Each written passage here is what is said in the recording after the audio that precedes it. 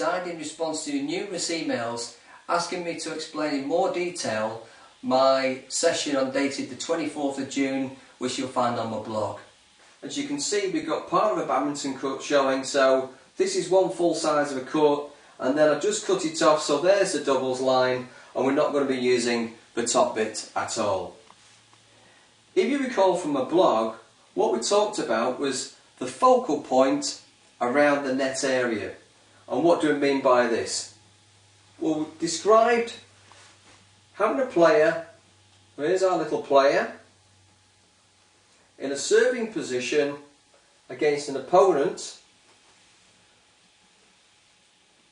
who's going to receive serve, and we're going to flick serve them into the corner. And what I described to you was if they hit a cross-court drop shot, this player is only covering part of the court. So let's just have a look at the options from this player at the moment. If they play a shot towards the net, they can play a straight drop shot.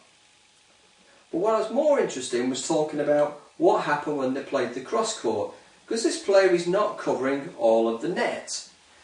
And a few people have asked me what I really meant by that. And here's the answer for you. When this player hits a shot from here, the shuttle will travel in a straight line. For that shuttle to land in, as you can see from the path, there is a point that it has to cross the net to still remain in court. So if the shuttles hit this side of that focal point, then it will remain in court. Anything beyond here must be out of court. So for our player here who's defending this particular shot, their area of focus must be from where the straight line will be, and it crosses the net. And it's as simple as that as a concept.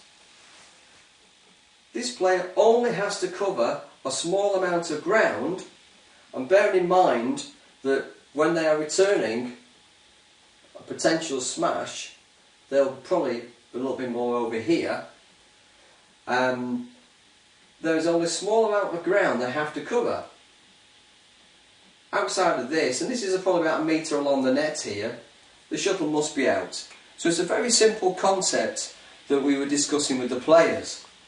And we took this a little bit further and talked about the focal points along the net. So I'm going to just change this diagram and stop the video for a minute, and then we'll enlarge this area a little bit and talk about it a little bit more.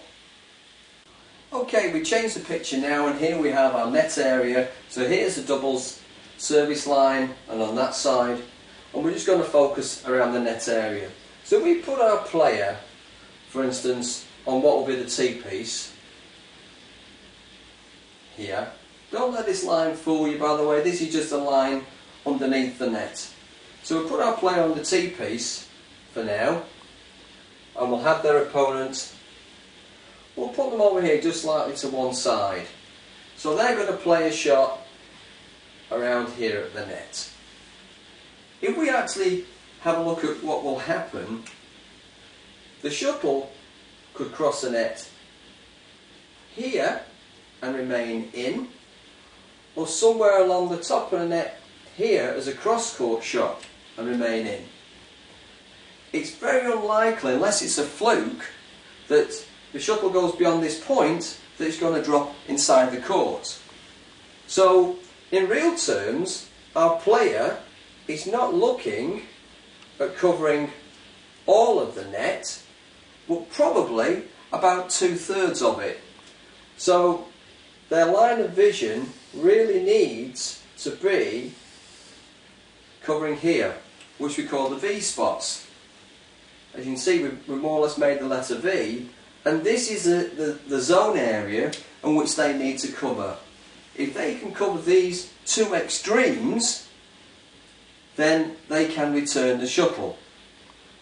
So that was coaching tip number 1, was looking at the focal points along the net from which the players must cross. The coaching tip number 2 that's on my blog for this session on the 24th of June focused on what happens with the player and their movement. Many times players, especially in the leagues that I've seen, when they're faced with these particular shots, especially a shot that might be coming in this direction, instead of thinking about where the shuttle crosses the net and intercepting early, they turn and move to where the shuttle may be landing. As you can see from here, that takes them completely out of position, and no matter what they do, they created a huge space over here for the opposition to exploit. Whereas if they had remained in the centre and they were thinking about their V position and where the shuttle crosses the net, they could have actually intercepted by stepping forwards and meeting the shuttle early and being able to place the shuttle elsewhere and create problems for the opponents. So this was coaching tip number 2, was to continue to focus on your V and where the shuttle will cross the net rather than where the shuttle may be actually landing. I hope that helps in explaining my blog for you. That was the session dated 24th of June. Very, very simple concepts, as I said before. Focus on these points where the shuttle crosses the net and intersects from there, and as you can see, you are only covering about 2/3 of the net at any time. So there we are, 2 very simple coaching tips that were on my blog from the 24th of June. Hopefully they've been explained to you and you can go away and practice thinking about this V point and your 2 focal points on the net. And again, give me some feedback, tell me that you've tried it and it's working for you. I know it works for good players and it works for beginners, so there's no reason why you can't just change your point of view in terms of where the shuttle is along the net and where it must cross the net. Give it a go, as I say, and let me know how you've gone on. Thanks for now, that's it, bye for now.